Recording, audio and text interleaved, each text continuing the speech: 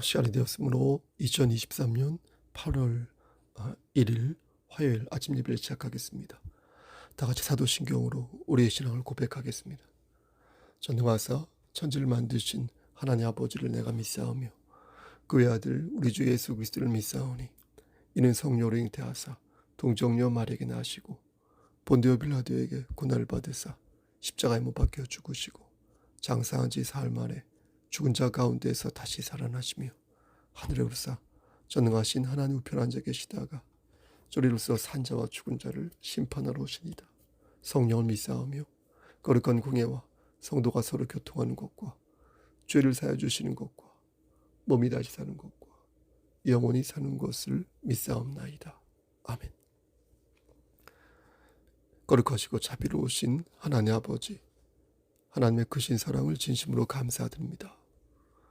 8월 첫날 오늘 하루도 새롭게 열어주시고 예배로 하루를 열 수 있도록 혹은 예배 드릴 수 있도록 허락하여 주시는 데 감사합니다.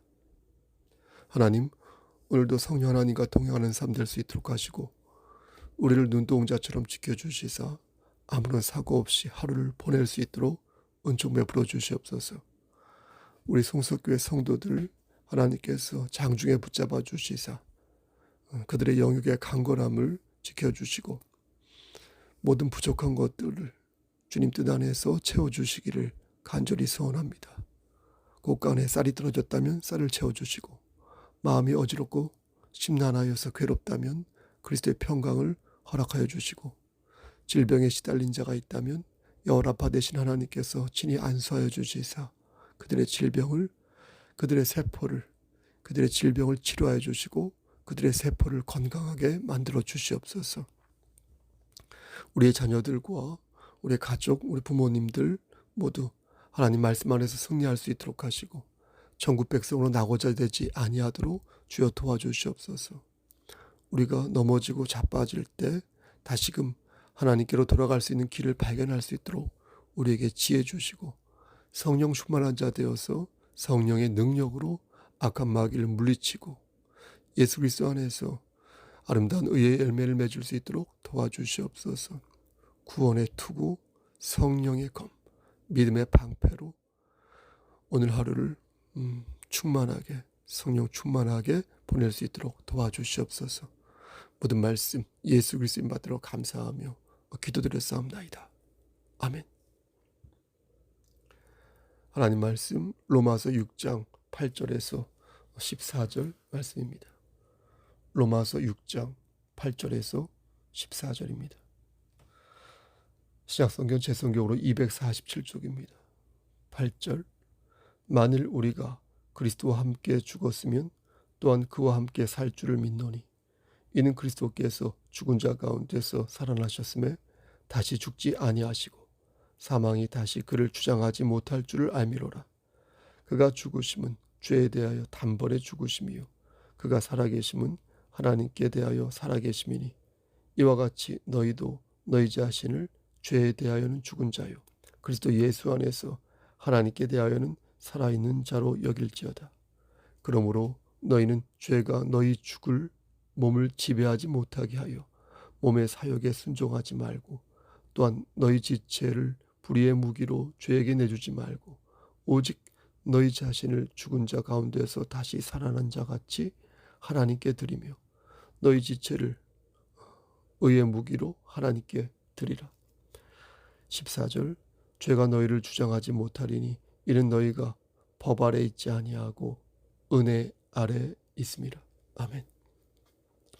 하나님 이 말씀을 들어 사용해 주시옵소서. 예수님 이름으로 기도하였습니다. 아멘.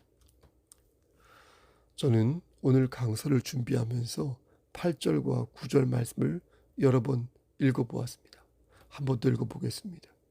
만일 우리가 그리스도와 함께 죽었으면 또한 그와 함께 살 줄을 믿노니 이는 그리스도께서 죽은 자 가운데서 살아나셨음에 다시 죽지 아니하시고 사망이 다시 그를 주장하지 못할 줄을 알미로라. 여러분들이 이 말씀을 읽을 때 혹시 마음에 걸리는 부분이 없으십니까? 이 말씀의 요지는 그리스도와 함께 죽으면 그리스도와 함께 산다는 것인데 저는 이 부분이 자꾸 눈에 밟히는 것입니다. 그리스도와 함께 살려고만 하면서 그리스도와 함께 죽으려 하지 않으니 이건 당초에 모순이 아니고 여러분 뭐겠습니까? 같이 죽어야 같이 사는데 죽을 생각을 하지 않고 복만 받으려 하니까 살려고만 하니까 자꾸 마음에 걸린다는 것입니다. 이 말씀을 조금 더 정확하게 이해하려면 앞에 구절인 3절과 5절 말씀을 다시 읽어보는 것이 좋습니다. 그러면 그리스도와 함께 죽는다는 게 뭔지 그 의미를 알 수 있습니다. 먼저 3절을 보면 그리스도 예수와 합하여 세례를 받음으로써 죄에 대하여 죽게 되었다고 말씀합니다. 5절 말씀도 이와 맥락이 같습니다.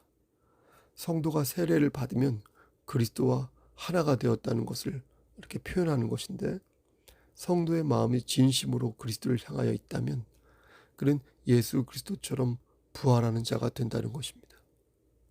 그런데 저는 다시 묻는 것입니다. 그럼 나는 진정 그리스도와 함께 죽었는가?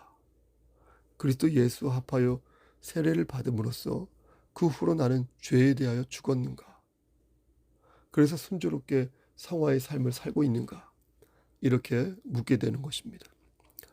더욱이 8절 끝을 보면 그와 함께 살 줄을 믿는다고 말씀하고 있으니 만일 내가 여전히 죄를 지으며 그렇게 산다면 혹시나 부활하지 못하는 것이 아닌가 하는 불안감을 갖게 되는 것입니다. 여러분 그렇지 않습니까? 그리스도와 함께 죽어야 그리스도처럼 살아날 수 있는데 가끔은 죽은 것 같다가 또 가끔은 살아날뛰는 내 모습을 볼 때 여러분 이게 헷갈리지 않습니까? 우리는 이 말씀을 어떻게 이해해야 할까요? 8절에서 그와 함께 살 줄을 믿는다는 말씀은요, 우리가 앞으로 살게 될 것이라는 미래에 관한 말씀입니다. 헬라어로는 쉬제 소맨이라고 하여서 찾아보니까 1인칭 복수 미래어로 되어 있습니다. 그러니까 미래에 우리가 부활한다는 것입니다. 하지만 여러분 보십시오. 앞에서 말씀드린 것처럼 3절과 5절 말씀을 함께 읽어보면 이 말씀이 단순히 미래에 있을 사건만을 말하는 것이 아님을 알 수 있습니다. 단어 자체는 미래형에 관한 말씀이지만, 그러니까 단순히 장래에 있을 소망을 말하는 것이 아니라는 것입니다. 그럼 죄를 지은 사람은 장래에도 소망이 없고 현재에도 소망이 없는 것일까요? 그렇지 않다는 것입니다. 죄를 지었으나, 여러분 듣고 계신 거죠? 우리가 죄를 지었으나 그리스도와 하나가 된 자는 반드시 그리스도의 부활에 참여하게 되어 있다는 것입니다. 성목사, 너는 네가 그리스도와 함께 죽었는지에 그러니까 집중하라는 것입니다. 권사님, 장로님, 집사님, 그리스도와 함께 죽었는지에 집중하라는 것입니다. 설령 우리가 죄를 짓고 방황하여도 자빠지고 넘어져도 그리스도와 함께 진정 죽었다면 그 사실에 입각하여 너는 반드시 죽은 자 가운데서 살아나서 영원한 하나님 나라를 소유하게 된다는 것입니다. 그리고 그 소유는 장차 미래에만 있는 것이 아니라 이 땅에서도 영원한 생명을 소유하여 하나님 나라를 품고 살아갈 수 있게 만드신다는 것입니다. 우린 종종 어떻습니까, 여러분? 우리가 지은 죄에 지나치게 집중한 나머지 그 죄의 번뇌에 빠질 때가 있습니다. 나를 객관적으로 바라보고 그 안에서 죄를 발견하여 하나님께 회개하는 것은 너무 좋은 일이지만, 그런 자세이지만 내 죄에 내가 갇혀서 번민하고 나를 미워하고 그래서 나를 포기하는 것은 결코 하나님이 원하시는 그리스도인의 모습이 아니라는 것입니다. 요즘 나의 생활이 그리스도와 함께 죽지 않은 것 같다면 그리스도와 함께 죽었던 그 기억을 떠올려서 다시 그때처럼 살 생각을 해야지. 야, 내가 요즘 이상하다. 내가 알고 보니까 모두 이게 다 허사였고 가짜였다. 이렇게 생각하면 그건 마귀가 좋아할 일이라는 것입니다. 그러므로 우리는 그리스도처럼 반드시 살아날 것을 믿어야 할 것이고 그리스도와 함께 반드시 살 것을 또한 확실히 믿어야 할 것입니다. 그런즉 누구든지 그리스도 안에 있으면 새로운 피조물이라. 이전 것은 지나갔으니 보라 새 것이 되었도다. 우리는 그리스도 안으로 어떻게 된 거예요? 옮겨졌으며 이로써 죄인에서 의인이 되었고요. 거듭났고요. 우리의 모든 것은 새 것이 되었다는 것입니다. 세례 있죠. 세례는 그것을 증표하는 하나의 표식이 되겠습니다. 그래서 천주교에서는 이 세례를 매우 중요하게 생각합니다. 그들은 말하기를 세례를 받지 않으면 천국에 갈 수 없다고 가르칩니다. 물론 개신교도 세례를 중요하게 생각합니다. 그렇죠? 우리도 그렇게 생각하죠. 하지만 그렇다고 해서 세례 그 자체가 우리를 구원으로 이끈다고는 생각하지 않습니다. 세례는 하나의 의식일 뿐 세례 자체가 우리를 천국으로 이끈다고는 생각하지 않습니다. 우리를 천국으로 이끄는 분은 누구십니까? 오직 예수 그리스도 한 분이시니 아멘. 우리는 주의 은혜로 거듭나는 것이며 오직 거듭날 때만이 영생을 얻게 되는 것입니다. 그럼 세례에 대한 성경적인 가르침은 어떤 것일까요? 세례에는 유아 세례가 있고 학습 세례가 있으며 입교가 있죠. 입교했다는 것은 그가 교회의 한 성도로서 그 자격을 갖추게 되었다는 것입니다. 그러므로 성찬식을 참여할 수 있는 사람들은 입교를 받은 사람에 한해서 참여할 수 있으며 혹은 세례를 받거나 따라서 재직이 되려면 입교를 해야 재직이 될 수 있습니다. 그가 아무리 대통령 할아버지라 해도 입교를 거치지 않으면 성찬식에 참여할 수 없습니다. 교회 재직이 될 수 없습니다. 그래서 교회는 교회에 등록하고 최소 6개월 정도 지나야 학습 세례를 권합니다. 다음에 다시 6개월 정도 지나면 그때 세례 응답을 할 수 있는 기회를 줍니다. 이렇게 단계적으로 세례를 주는 이유가 무엇인지 아십니까? 그것은 성도가 가져야 할 고결한 자격 때문입니다. 자격. 그러니까 세례받을 자격을 남발하는 것은 교회의 직무를 방기하는 것이요. 나아가 주께서 주신 은혜를 값싸게 만드는 저열한 행동인 것입니다. 그러므로 그가 진정 세례를 받을 만한 사람인지 정말로 준비가 된 사람인지 객관적이고 공정한 판단을 통하여 그에게 세례를 베풀어야 하는 것입니다. 세례는 물을 가지고 이렇게 몸과 마음을 씻는 것입니다. 기독교의 세례는 유대교회가 미크바라고 있거든요. 미크바. 이것을 따라한 것이라고 합니다. 미크바는 뭐냐면 정결 의식의 하나입니다. 그러니까 몸을 이렇게 물에 담글 때, 우리 몸을 이렇게 물에 담글 때 쓰는 그 도구 있죠. 그걸 미크바라고 합니다. 유대인들이 성전에 들어가기 전에 이 미크바를 행했다고 합니다. 그러니까 몸과 마음을 정결케 한다는 의미로 목욕 있죠. 목욕과 비슷한 것이다. 이렇게 이해할 수 있겠습니다. 근데 이런 행위가 기독교의 그 세례 방식으로 발전하였다는 것입니다. 그래서 침례교 같은 경우는 세례를 받을 때 몸을 물에 푹 담급니다. 욕조 같은 데에서요. 가끔 어떤 그 침례교 목사님은 이렇게 해야만 제대로 세례를 받을 것이라고 말하는데 그건 세례의 근본 정신을 모르고 말하는 과한 소리라고 생각합니다. 그러니까 물을 살살 뿌리든 몸을 물에 푹 담그든 중요한 것은 하나님을 향한 그의 마음인 것이지, 여러분 그렇지 않습니까? 다른 부차적인 것이 중요한 것이 되어서는 아니 되는 것입니다. 사도행전 8장 26절 이하의 말씀을 보면 빌립이 구스네시에게 이렇게 세례를 베푸는 장면이 나옵니다. 이걸 보면 물에 이렇게 들어가서 세례를 받는 것이 맞습니다. 구스네시가 그렇게 하거든요. 하지만 오순절날 3,000명이 동시에 세례를 받는 거 있죠. 또 바울이 그 아나니아에게 세례를 받는 거 있죠. 또 고넬료 가정이 그 세례를 받은 그런 모습들이 있죠. 사도행전 10장에 나오는데요. 또 빌립보 간수가 그 세례를 받았을 때 저들이 모두 몸을 물에 담그었던가요? 그렇지 않았습니다. 그렇지 않았습니다. 그들은 몸을 물에 잠그지 않았습니다. 그러니까 반드시 침수하여 세례해야 한다라고 말하는 것은 그건 성경을 잘 모르고 하는 소리인 것입니다. 그렇게 할 수도 있고 다르게 다른 유형으로도 할 수 있는 것입니다. 성찬식에 대해서도 설명을 해야 할 것 같습니다. 성찬에 대한 여러 견해가 있는데요. 먼저 로마 카톨릭에서는 성찬식을 이렇게 생각을 합니다. 그들은 성찬식을 물리적으로 생각하여서 떡과 포도주가 실제로 예수님의 살과 피가 된다고 이렇게 가르칩니다. 그러니까 그들이 먹는 떡과 포도주는 실제 그리스도의 피와 살이라는 것입니다. 여러분 놀랍지 않습니까? 그래서 화채설이라고 하는데요. 교황이나 신부는 말하기를 떡과 포도즙의 그 특성들은 그대로 남아있으나 그 본질은 예수님의 살과 피로 점점 바뀐다. 이렇게 가르칩니다. 여러분 놀랍지 않습니까? 하지만 개신교에서는 우리는 이런 주장을 받아들이지 않습니다. 저 역시 그러한 가르침은 성경적인 가르침이 아니라고 생각합니다.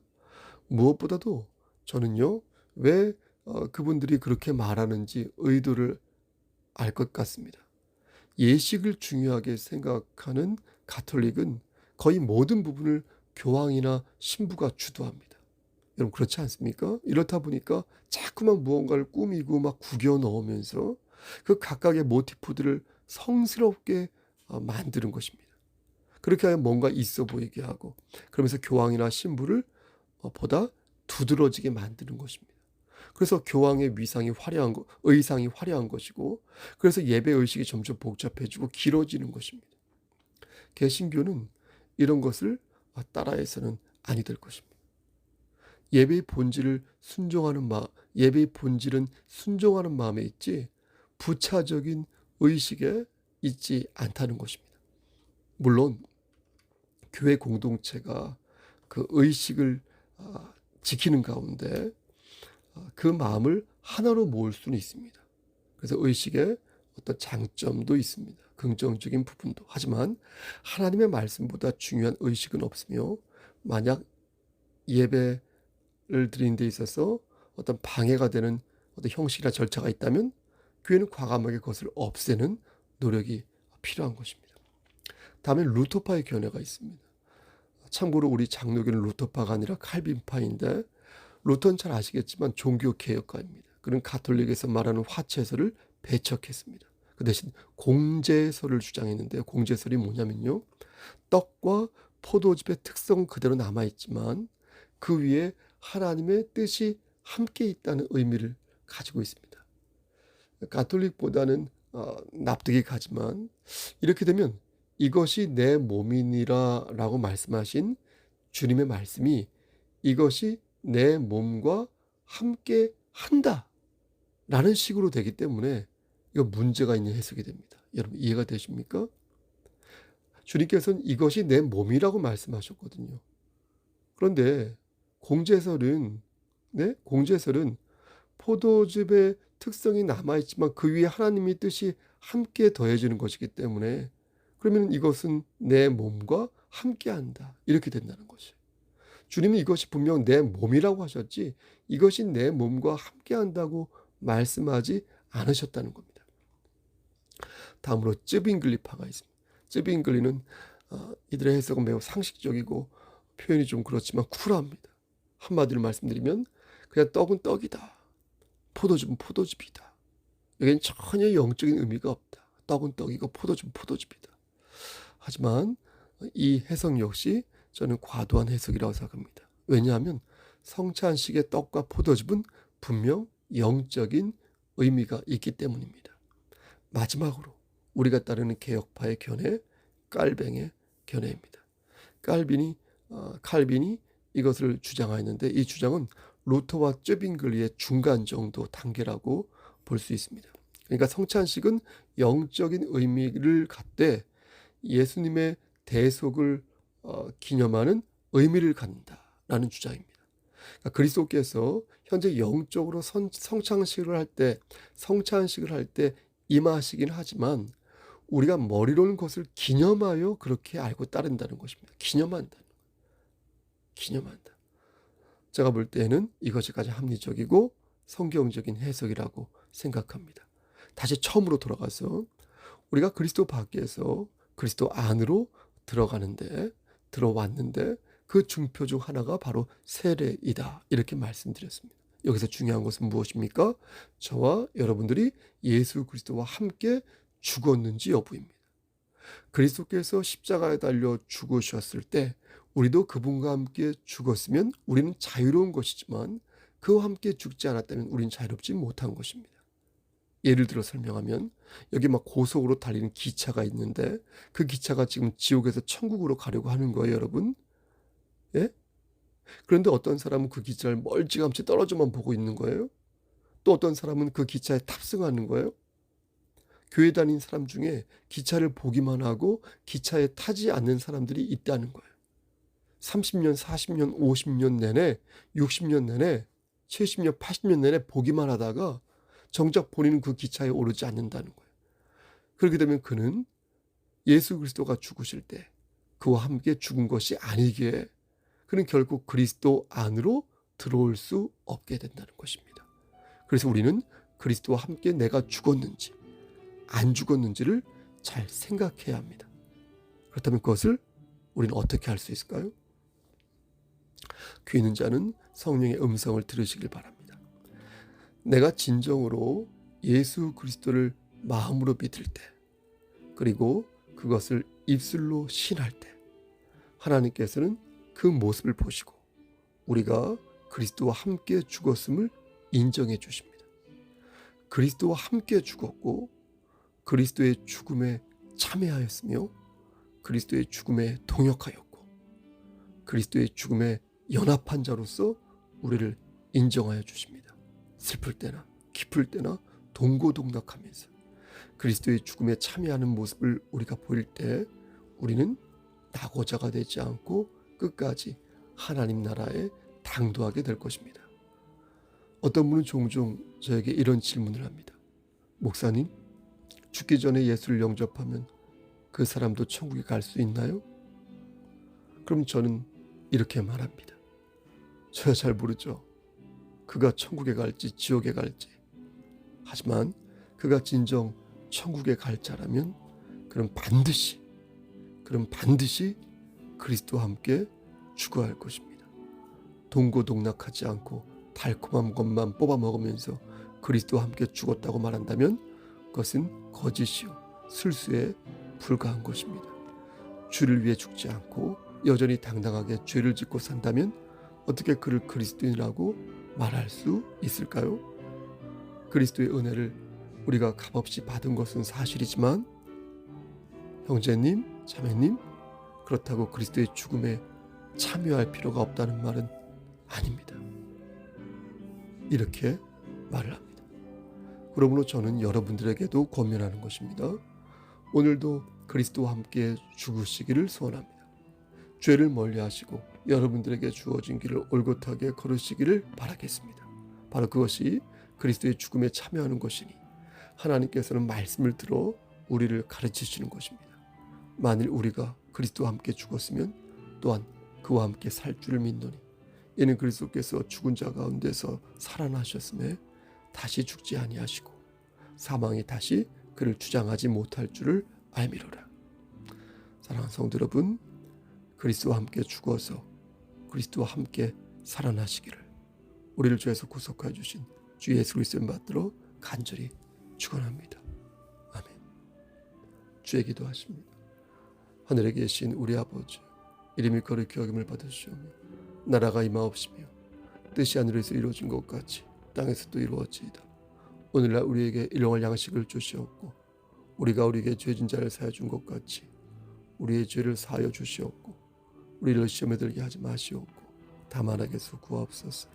나라와 권세와 영광이 아버지께 영원히 있사옵나이다. 아멘. 예배를 마쳤습니다. 여러분 오늘 하루도 힘찬 하루 되시고 말씀 안에서 승리하시길 바랍니다. 샬롬.